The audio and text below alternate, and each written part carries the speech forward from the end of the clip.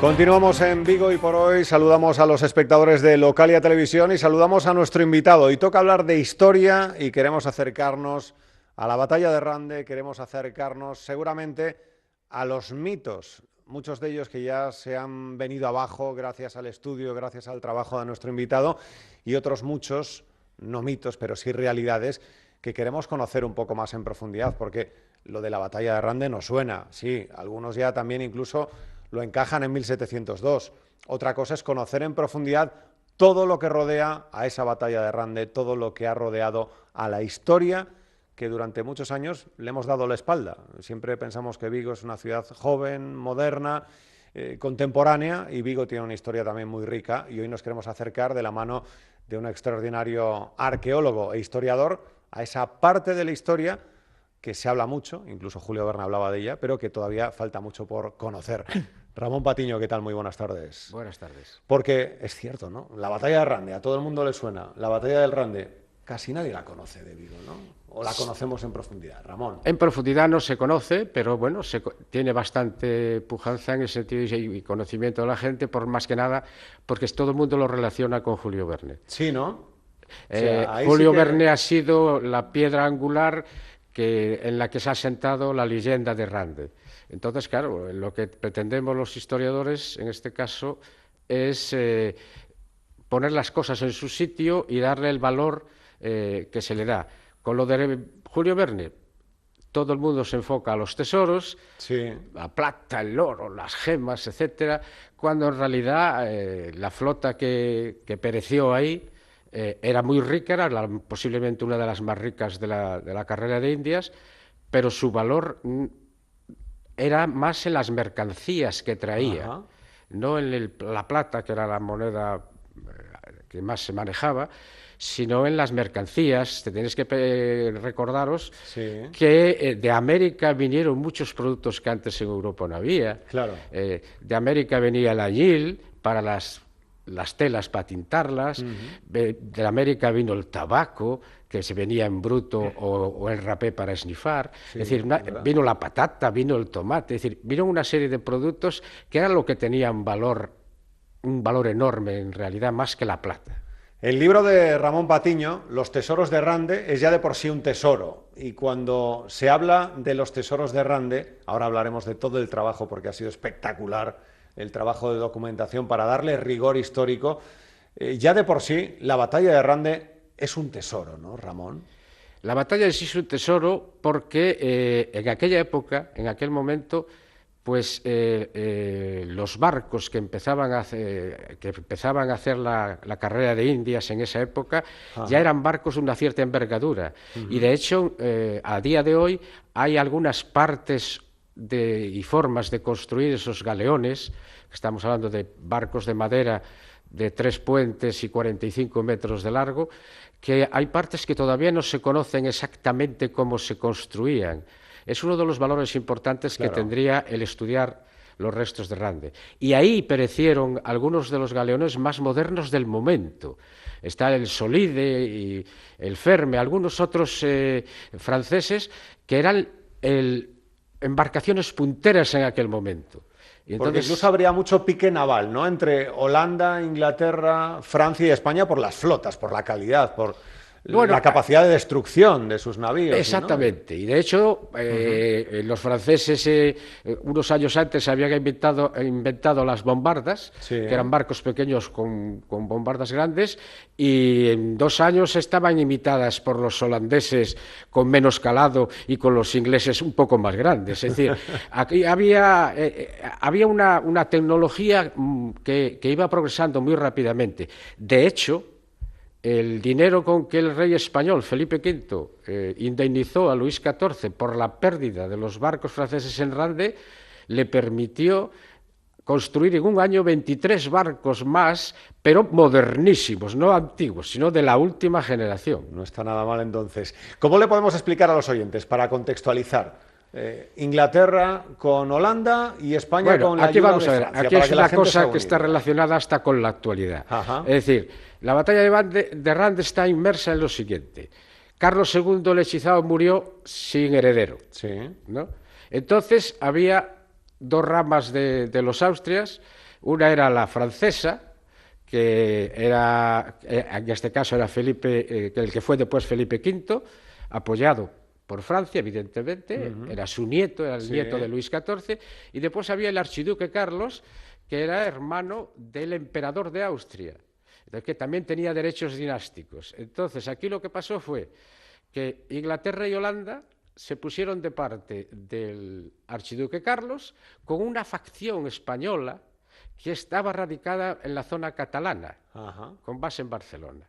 De ahí viene muy de actualidad. Que exactamente, por eso decía lo de actualidad, porque los catalanes, pues los historiadores catalanes, no sé por qué, pues han cambiado una letra y en vez de la guerra de sucesión, para suceder a Carlos II, pues la transformaron en secesión. También. Y no es así. Entonces, ahí lo que pasó que entonces Francia apoyaba a Luis XIV, a su nieto, y ahí vino la pelea. Es decir, Inglaterra, Holanda y el Imperio Austriaco contra Francia y España. Y de ahí vino todo. ¿Qué sucede?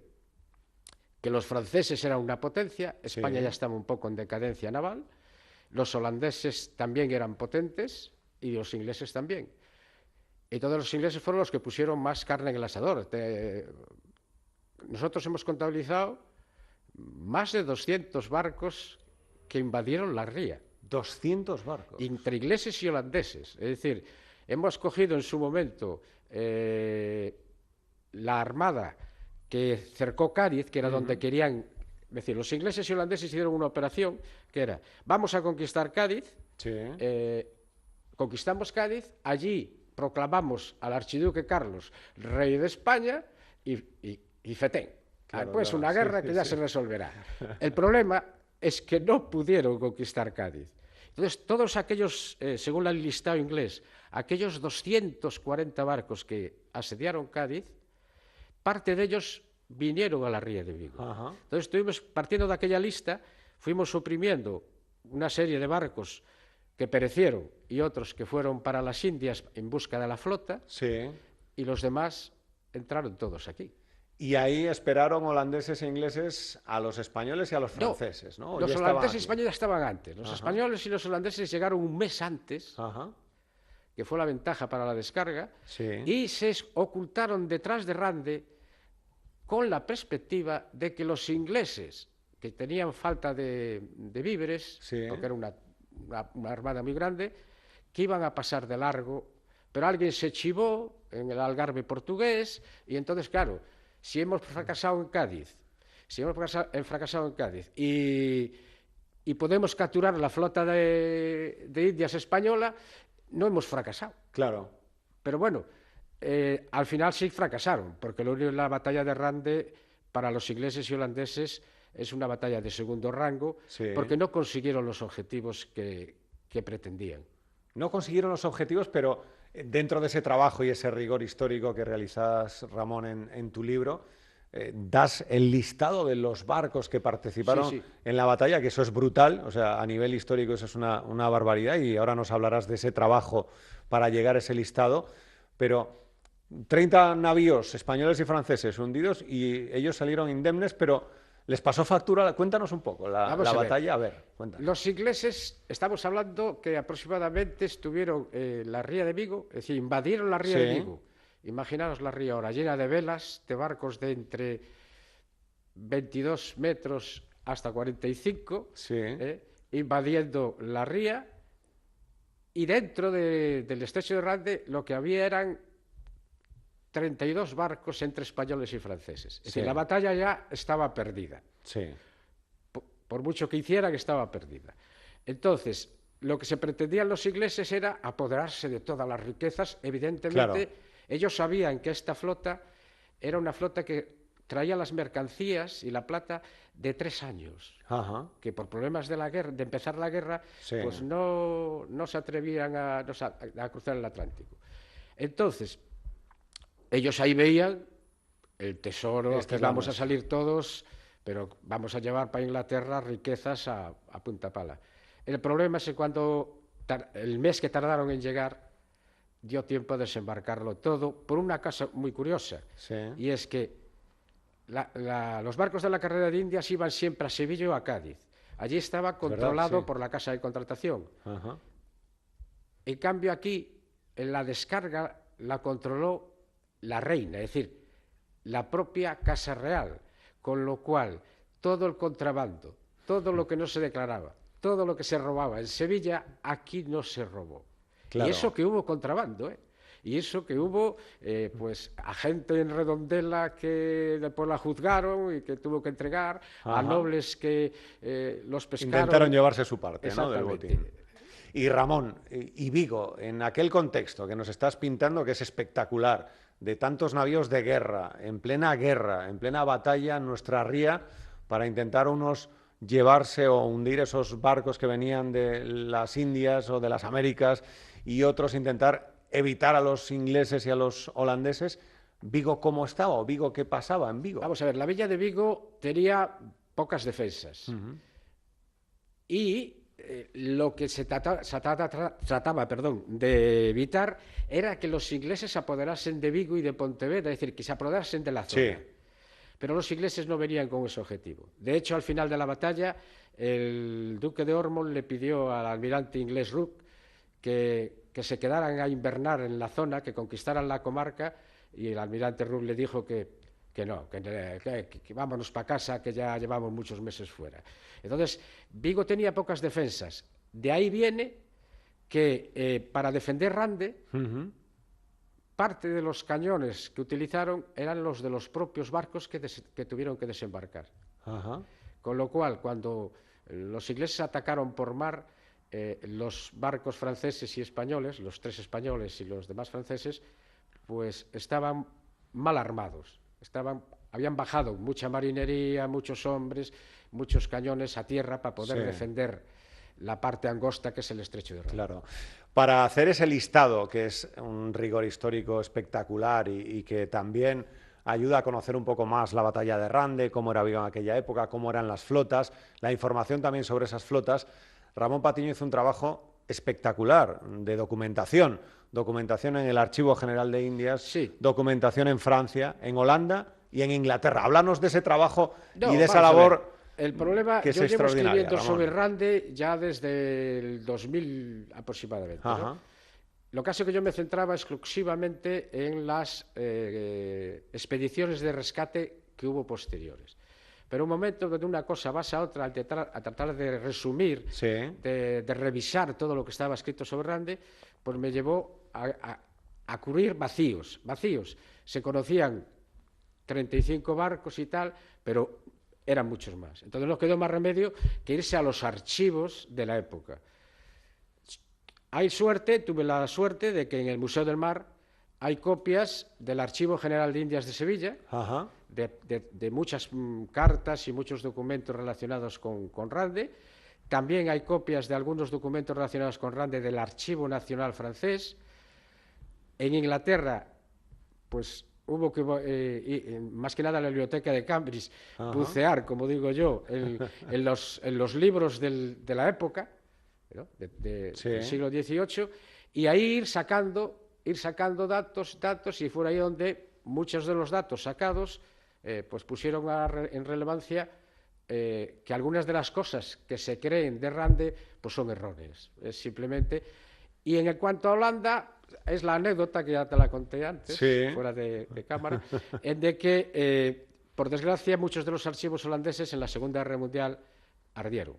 Entonces, había que buscar libros que fueran anteriores a la Segunda Guerra Mundial, que estuvieran escritos sobre el tema, y uno de ellos en concreto, encontré varios, pero uno de ellos no lo encontraba por ningún lado y al final me fue localizado en Australia. En Australia, nada más que nada menos. Me mandaron, muy amables y muy baratito además, me mandaron una copia desde Australia, que me vino muy bien porque ahí venían relacionados 1.200 barcos holandeses de la época.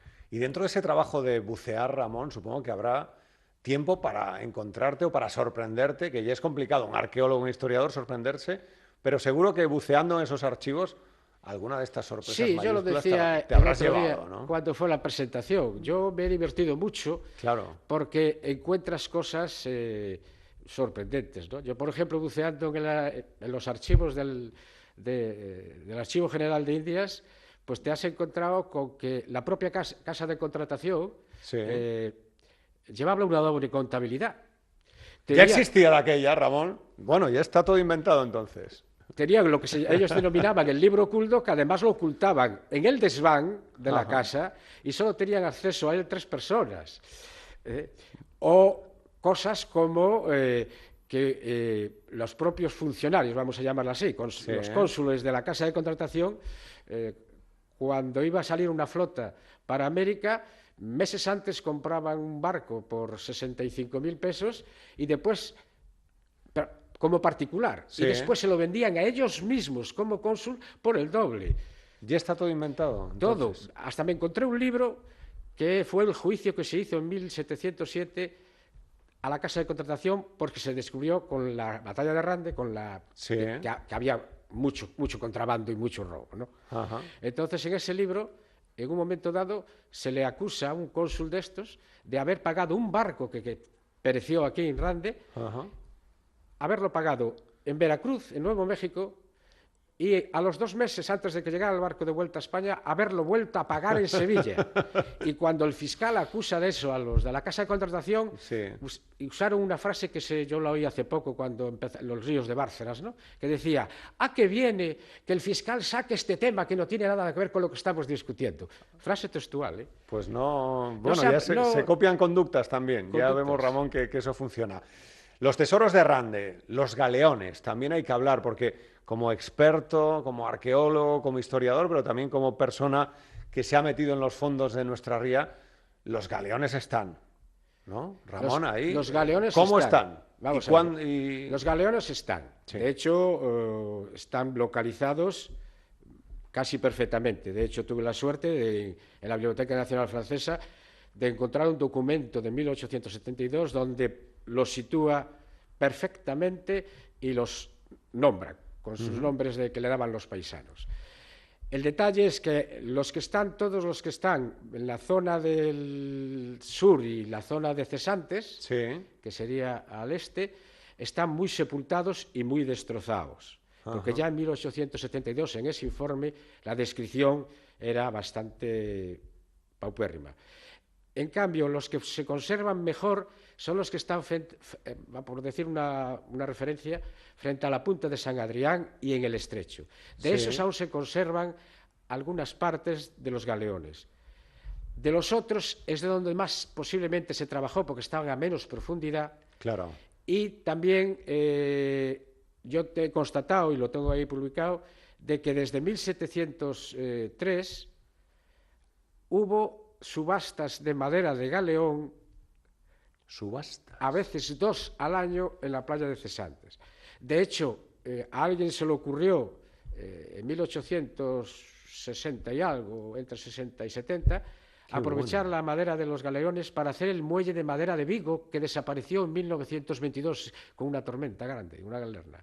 Es decir, que si a tú un barco de madera le empiezas a quitar madera, al final ¿qué queda? La quilla, la sobrequilla, la amalgama de cosas que han caído por su propio peso y por el deterioro, etc. ¿Por qué hubo más intentos de expolio o expediciones? ¿O hubo expediciones expolio o expediciones que intentaron expoliar, expediciones que intentaron investigar para evitar expolios? Autorizadas legalmente, entre comillas, hubo 76. 76. Incontroladas hubo alguna, pero ya muy pequeñas. Las 76 que hubo fueron conscientes y trabajaron a destajo y utilizaron instrumental para la época muy moderno.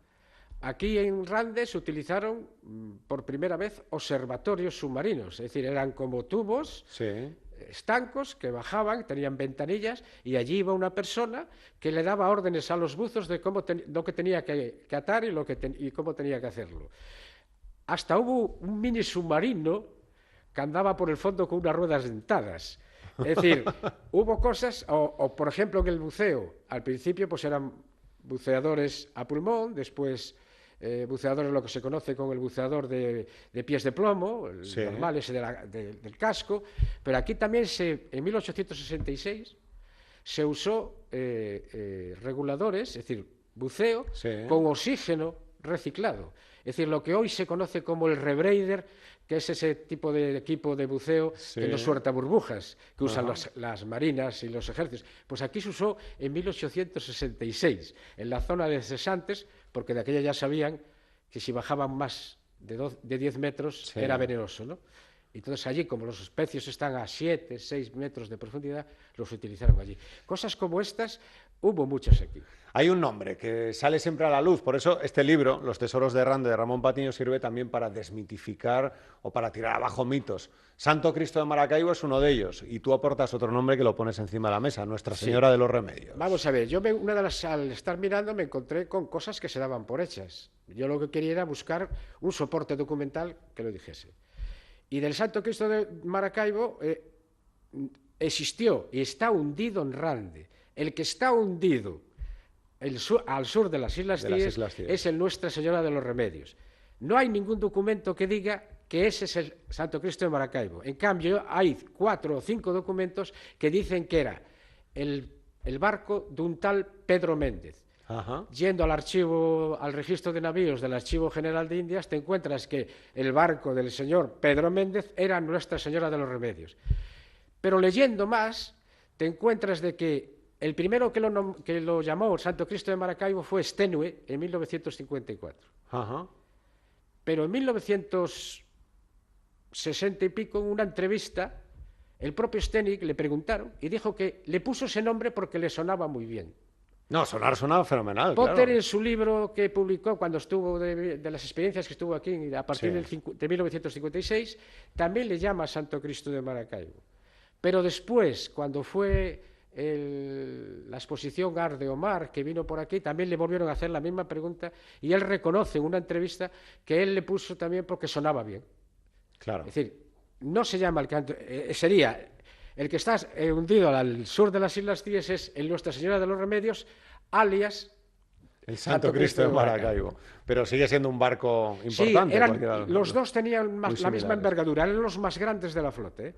Eran los más grandes. Claro, que ahí hay algo que tú apuntas en el libro y que es importante, de la riqueza de conocer la flota naval española que se podría conseguir, claro, a la hora de... Claro, una de las ventajas que tiene Rande es que, como decía antes, había prototipos de galeones y de navíos que eran punteros en aquel momento. Es decir, tenían modernidades para aquella época. Ahora no son modernos, ¿no?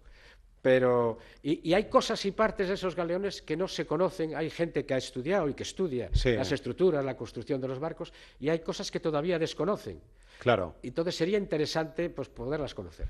Hasta en el 2007 hubo movimientos extraños de barcos, ¿no? Se habló de lo del Odyssey, esto para los expertos, hay muchas expediciones o movimientos raros, o ahora que está más controlado, pero hasta que no estuvo tan controlado, ¿hubo de ese tipo de movimientos o los movimientos raros aquí se concentraron en el sur de las Islas Cíes. Dentro de la bahía de San Simón, muy pocos. Pudo haber intervenciones aisladas de buceadores, etcétera. Eso sí. Lo que se pueden denominar furtivos, ¿no? Eso seguro, porque yo conozco algunos, pero bueno, el detalle, lo más se concentraba en el barco que está hundido al sur de las Islas Cíes. ¿Por qué?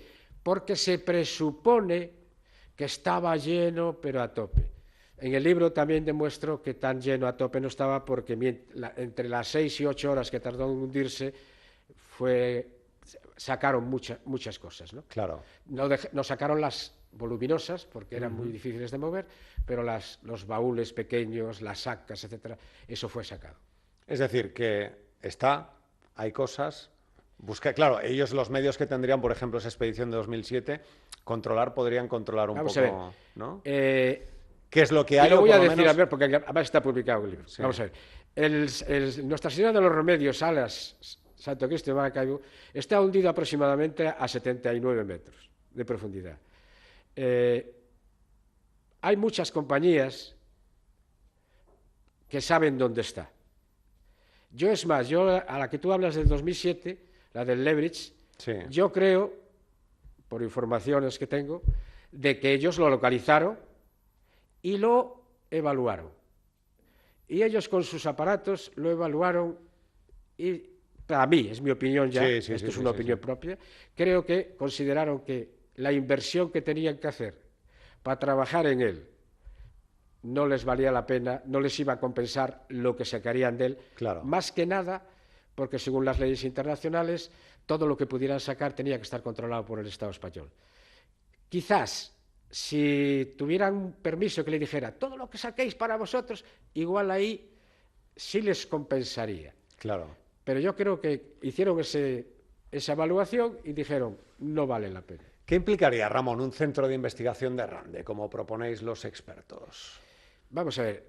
¿O cómo se tendría Implica que vertebrar? una cosa que creo que los políticos españoles no tienen, que es unas estructuras y después un presupuesto para que hubiese gente que trabaje en esas estructuras. Aquí se está muy acostumbrado a inaugurar el continente, pero no pensar en el contenido. Entonces el problema está que no sirve de nada tener un edificio precioso diseñado por un arquitecto de vanguardia, tener unas instalaciones para después no tener medios ni personal que lleve adelante esa investigación. Entonces, mientras ese chip político, que llamo yo, no cambie, yo creo que no tendremos futuro en lo que queda de historia. Poco a poco los vigueses, cuando hablo de Vigo, hablo de toda la comarca, también los gallegos, vamos acercándonos un poco más, queriendo conocer nuestra historia. Siempre se habló de, no, Vigo no tiene mucha historia. No, vamos a ver, yo también... Vamos, como experto, te lo pregunto, Ramón, porque muchas veces hablamos de historia. ¿Nos vamos acercando más? ¿Queremos conocer más sobre nuestra historia? Yo creo que sí. Vamos a ver, yo aparte de mi vida de arqueólogo y historiador, yo soy miembro del Instituto de Estudios Vigueses. Sí. Y yo veo que cada vez la gente está más interesada en la historia de Vigo. De hecho, nosotros publicamos en el Instituto mucho libro sobre la historia de Vigo. Sí. Y cada vez a las presentaciones, etcétera, acude más gente y los libros pues se divulgan más. Eso es bueno. De la historia, por ejemplo, en Rande, está muy bien la experiencia del Meirande, es decir, del Museo de Rande, porque mueve a la gente y le llega a la gente la historia, lo que pasó, los hitos de las cosas. ¿Qué sucede? Que volvemos a lo mismo. La cultura mueve muy poco dinero porque los que reparten el dinero pues solo se acuerdan de la cultura cuando vienen unas elecciones. Sí, y salvo que haya una cada 6 meses, Ramón, que sería lo ideal, pues no se acuerdan demasiadas veces. Recomendación que hacemos a los espectadores de Localia, a los oyentes de Vigo y por hoy de Radio Vigo, los tesoros de Rande de Ramón Patiño, para conocer un poco más la batalla de Rande, nuestra historia, y como bien apuntaba, muchas veces hablamos de la batalla de Rande y lo asociamos a Julio Verne, que ha sido un embajador extraordinario nuestro, y eso es impagable y no se lo podremos pagar nunca, pero también conocer en detalle la historia con rigor histórico, y para eso se ha ido al Archivo General de Indias, a Holanda, a Inglaterra y a Francia, nuestro invitado. Ramón, muchísimas gracias, y recomendado está tu libro para los vigueses. Muchísimas gracias por estar con nosotros. Vamos a ir cerrando esta entrevista en la tele y volvemos en la radio en nada, en un minuto. Hasta ahora.